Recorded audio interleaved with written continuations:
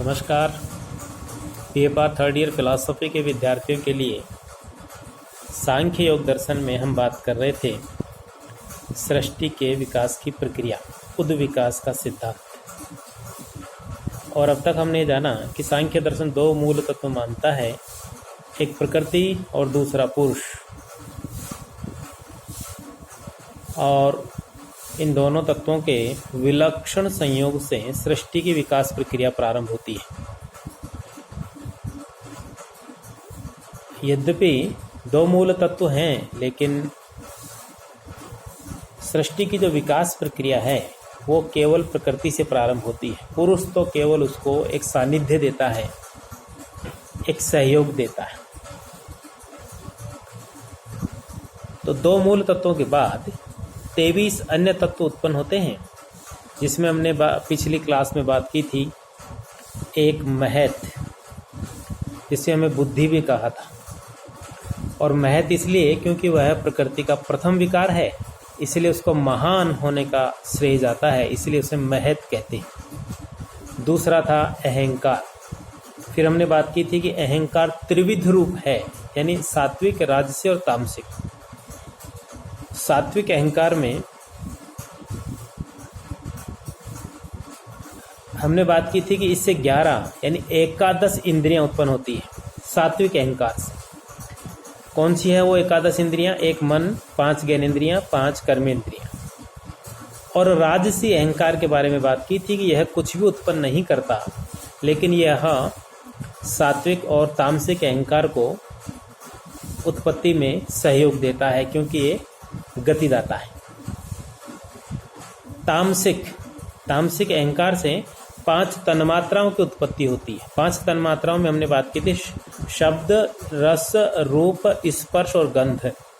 और फिर उन 5 तन्मात्राओं से एक विशेष प्रक्रिया के तहत 5 महाभूतों की उत्पत्ति होती है। तो ये सृष्टि की विकास प्रक्रिया। और फिर इन 5 महाभूतों से पृथ्वी, जल, अग्नि, वायु और आकाश, ये 5 महाभूत हैं। इन 5 महाभूतों से फिर संपूर्ण सृष्टि की जो विविधतापूर्ण वस्तुएं हम देखते हैं, जो भी कुछ हमारे सामने है, वो सब इसके बाद उत्पन्न होता है। तो यहाँ याद रखने की क्या बातें हैं? 2-3 बातें ध्यान रखने की है। नंबर 1 कि सांख्य में जो सृष्टि की उत्पत्ति की बात की गई है, तो सृष्टि की उत्पत्ति की प्रक्रिया में पुरुष कहीं भी ईश्वर की कहीं भी आवश्यकता नहीं है। एक बात। दूसरी बात कि जो कुछ उत्पन्न होता है वो प्रकृति से उत्पन्न होता है, और प्रकृति से यहाँ अर्थ है एक जड़ सत्ता जो मूल है, जो मूल रूप में अव्यक्त रूप से रहती है। या अव्यक्त मतलब है प्रकट नहीं हुई, लेकिन पुरुष के सानिध्य में आने से वो प्रकट होती है, व्यक्त होती है। तो उससे सारी सृष्टि और 23 तत्व उत्पन्न होते हैं। सांख्य में तीसरी बात महत्वपूर्ण याद रखने की, सांख्य द्वैतवादी है। प्रकृति जड़ है, पुरुष चेतन है। और इन दो मूल तत्वों से फिर 23 तत्व उत्पन्न होते हैं, और इन 23 तत्वों से शेष से सारी सृष्टि उत्पन्न होती है। ये सांख्य है। तो पिछली क्लास की इस चर्चा को दोहराने के बाद अब हम एक एक करके उन 25 तत्वों के स्वरूप पर संक्षेप में बात करेंगे। यद्यपि इनमें से जो 2 मूल तत्व हैं, एक प्रकृति और एक पुरुष, उन पर हम बात कर चुके हैं। उनके स्वरूप की भी बात कर चुके हैं विस्तार से, और उनके अस्तित्व के पक्ष में तर्कों की भी बात कर चुके हैं। लेकिन यहाँ इस सिद्धांत में यहाँ हम सृष्टि की उत्पत्ति की बात कर रहे हैं, सृष्टि की विकास प्रक्रिया की बात कर रहे हैं। इसलिए यहाँ पर हम एक बार फिर से उनके स्वरूप पर संक्षेप में चर्चा करेंगे। तो एक एक करके हम लेते हैं। सबसे पहले है प्रकृति। मैं याद दिला दूं कि पिछली क्लासों में, चर्चाओं में हमने बहुत सारी बातें प्रकृति के बारे में की, कि यह एक मूल तत्व है, यह स्वरूप से जड़ है, त्रिगुणात्मिका है, यानी सत्व रज तम की साम्य अवस्था है। और साम्य अवस्था में प्रत्येक गुण दूसरे गुण के साथ मिलकर रहता है और विरोध करता है। विरोध इसलिए करता है ताकि परस्पर संतुलन बना रहे। बैलेंस बनाने के लिए तीनों गुण एक दूसरे का विरोध करते हैं और अपने आप में ही परिणमनशील है। यानी जब तक पुरुष का सानिध्य नहीं मिलेगा प्रकृति के तीनों गुण यानी तीनों घटक भूत तत्व, मैंने बार बार वहां पर बोला था घटक भूत तत्व। उदाहरण भी दिया था, जैसे बेसन का लड्डू, आपसे पूछा जाए लड्डू क्या होता है तो उदाहरण देंगे तो हम कहेंगे कि बेसन, चीनी और घी मिलकर लड्डू बनता है। उसी तरह प्रकृति क्या है तो हम कहेंगे सत्व, रज और तम, इन तीन तत्वों से मिलकर प्रकृति बनती है। तो जब प्रकृति साम्यावस्था में रहती है तो उससे कोई विकार उत्पन्न नहीं होता। इसे हम मूल प्रकृति कहते हैं, अव्यक्त भी कहते हैं और प्रधान भी कहते हैं। सांख्य में उसको प्रधान भी कहा गया। लेकिन जब इसे सृष्टि उत्पन्न होती है तो यह व्यक्त कहलाती है। दूसरा तत्व है पुरुष। तो याद रखने की आवश्यकता है कि पुरुष जो है उससे उत्पन्न कुछ भी नहीं होता, वो सिर्फ उत्पत्ति में सहयोग करता है और स्वरूप से वह चेतन है,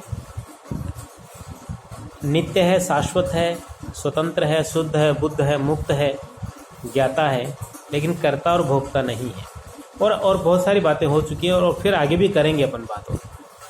फिर है प्रकृति से उत्पन्न होने वाला। यद्यपि पुरुष और प्रकृति तो समकक्ष बराबर है, फिर इन दोनों के सानिध्य से जो पहला तत्व उत्पन्न होता है वो है महत। महत मानी बुद्धि। प्रकृति का प्रथम विकार होने के कारण इसे महत कहा जाता है, महान कहते हैं। और जिस क्रम में हम यहाँ बात करें उसी क्रम में तत्वों की उत्पत्ति होती है। कार्य का कार यानी ईश्वर कृष्ण जो है वो इसी क्रम में इनका वर्णन करते हैं। क्योंकि इस क्रम में महत यानी बुद्धि प्रकृति का प्रथम विकार है, इसीलिए उसका वर्णन हम पहले करते हैं। अब इसका स्वरूप क्या है, महत का स्वरूप क्या है? तो बुद्धि का जो प्रमुख लक्षण है वह है अध्यवसाय। अध्यवसाय का अर्थ है कि निश्चय करना। अब ये वापस हमें सांख्य की ज्ञान की प्रक्रिया या प्रमाण मीमांसा में जाना पड़ेगा कि सांख्य में जो प्रत्यक्ष ज्ञान की प्रक्रिया दी गई थी उसमें जो अंत में ज्ञान जहाँ जाकर रुकता है, यानी ज्ञान का अंतिम निर्णय कौन है, निर्णायक कौन है, निश्चय कौन करता है, तो वो बुद्धि है। तो सर्वप्रथम ज्ञानेंद्रियों के संपर्क में विषय आता है, फिर ज्ञानेंद्रियां उस विषय को मन तक पहुंचाती है, मन संकल्प करता है कि यह ऐसा है, ऐसा नहीं है। इसके पश्चात अहंकार रूपी अभिमान के द्वारा यह अभिमान करके विषय बुद्धि के पास पहुंचता है, बुद्धि विषय का निश्चय करती है। बुद्धि के द्वारा निश्चय करने के बाद ही उस विषय के संबंध में कोई निर्णय तय होता है कि ये ऐसा है। ध्यान दीजिए, बड़ी मजेदार चीज है। बुद्धि प्रकृति का प्रथम विकार है। बुद्धि यहाँ पर प्रकृति से उत्पन्न हुई और प्रकृति से उत्पन्न होने के कारण क्योंकि प्रकृति अचेतन है, जड़ है, इसीलिए बुद्धि भी जड़ है। परंतु पुरुष के सानिध्य से, पुरुष चेतन है, पुरुष के सानिध्य से जड़ बुद्धि अचेतन बुद्धि चेतनवत हो उठती है और फिर अधिव्यवसाय करती है। क्योंकि बुद्धि में अपने बात की थी वहां पर कि सत्वगुण की प्रधानता है। सत्वगुण की प्रधानता होने के कारण वह दर्पण के माफिक है। तो जब पुरुष के चेतने का प्रतिबिंब उसमें पड़ता है तो बुद्धि भी चेतनवत हो उठती है, ऐसा माना गया है। बुद्धि के कुल 8 लक्षण बताए गए हैं, जिसमें 4 सात्विक हैं और 4 तामसिक हैं। सात्विक में है धर्म, ज्ञान, वैराग्य और ऐश्वर्य। याद रखिएगा, बुद्धि के कुल 8 लक्षण बताए गए हैं, जिसमें 4 सात्विक हैं, धर्म, ज्ञान, वैराग्य और ऐश्वर्य। धर्म का अर्थ क्या है? यानी लौकिक और पारलौकिक सुखों की प्राप्ति जहां जिनसे होती, यम और नियम, वो धर्म है। ज्ञान का अर्थ क्या है? यानी यहाँ बुद्धि का इस लक्षण के अंतर्गत बुद्धि प्रकृति और पुरुष के बीच साक्षात्कारात्मक विवेक ज्ञान प्राप्त करती है। यानी बुद्धि के द्वारा ही पुरुष फिर अपने स्वरूप को भी जानेगा, तभी मोक्ष होगा। सांख्य में अपने शुरू में क्या बताया था कि सांख्य दर्शन का लक्ष्य क्या है? त्रिविध दुखों से आत्यंतिक और एकांतिक निवृत्ति। किसको होगी? पुरुष को। और पुरुष जो है अविद्या के कारण प्रकृति के बंधन में जकड़ा हुआ है, लेकिन प्रकृति का ये जो प्रथम विकार है बुद्धि, यही पुरुष को अपना स्वरूप पहचानने में, प्रकृति से अपना भेद ज्ञात करने में सहयोग करता है। इसलिए ज्ञान प्रकृति बुद्धि का सात्विक लक्षण बताया गया। फिर है वैराग्य, राग का अभाव, यानी इसके रहने पर बुद्धि में लौकिक और पारलौकिक सुखों के प्रति वैराग्य आ जाता है। फिर है ऐश्वर्य।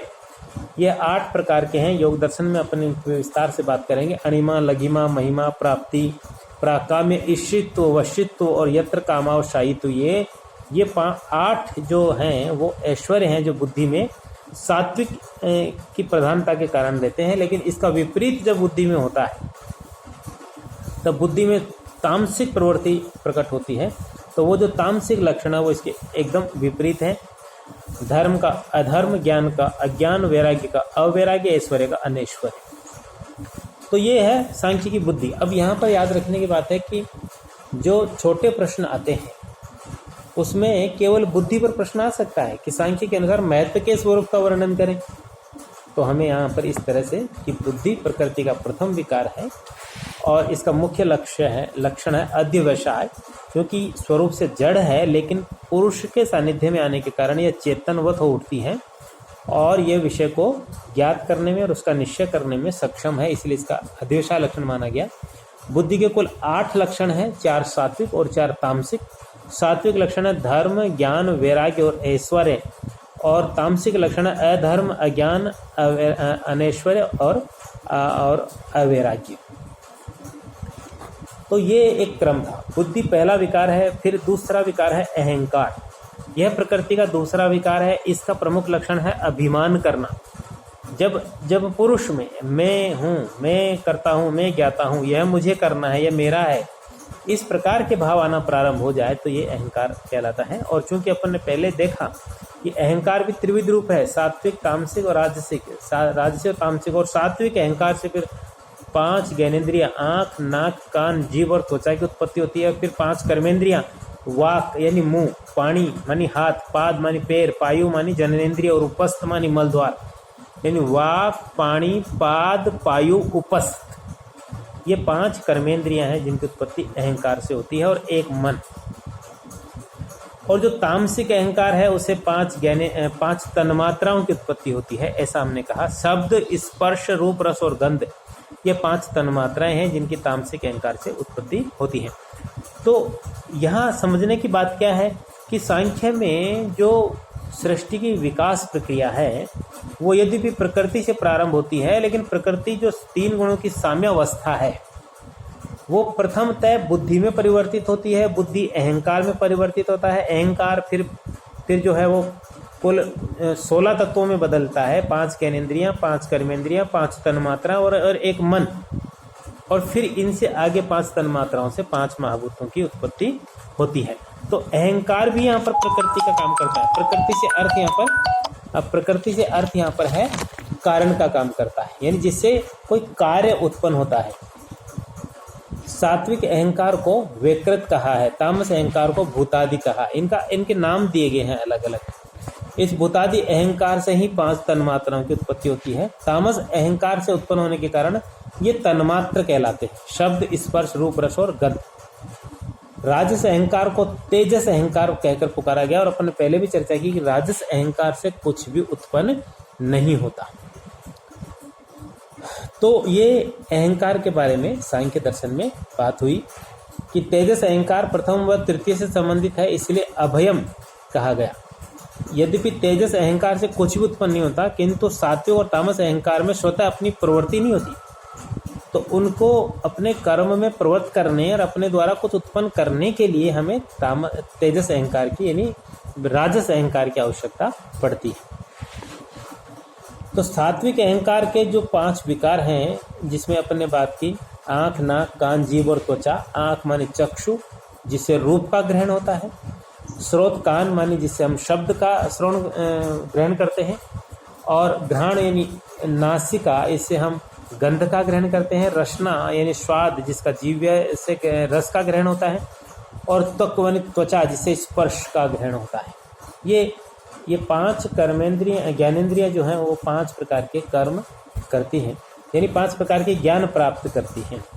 इसी तरह 5 कर्मेंद्रियां हैं, वाक, पाणी, पाद, पायु और उपस्थ। इनके द्वारा विभिन्न कर्मों का संपादन किया जाता है, इसलिए इन्हें कर्मेंद्रियां कहते हैं। एक मन ज्ञानेंद्रिय और कर्मेंद्रिय दोनों है। ये बड़ी विचित्र बात है कि सांख्य में मन को ज्ञानेंद्रिय भी कहा गया और कर्मेंद्रिय भी कहा जाता है।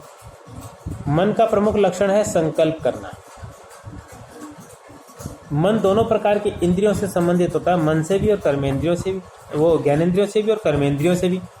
मन के बिना इंद्रियों को विषय जान नहीं सकती, मन ही इंद्रियों को प्रेरित करता है। निर्विकल्प ज्ञान बिना मन के होता है, लेकिन सविकल्प ज्ञान के लिए मन आवश्यक है। तो सांख्य में एक जो सृष्टि की विकास प्रक्रिया दी है बहुत ही विस्तृत रूप में और बहुत ही व्यवस्थित रूप में दी है। तो अब तक हमने प्रकृति के बारे में जाना, प्रकृति से उत्पन्न होने वाले प्रथम तत्व महत बुद्धि के बारे में जाना, और फिर अहंकार के बारे में जाना, 5 ज्ञानेंद्रियों के बारे में बात की, 5 कर्मेंद्रियों की बात की और 1 मन की बात की। इससे आगे की चर्चा चूँकि एकदम से लंबी हो जाती है, समझ में नहीं आती है, हम अगली क्लास में बात करेंगे शेष चर्चा की। तब तक जय हिंद, जय भारत।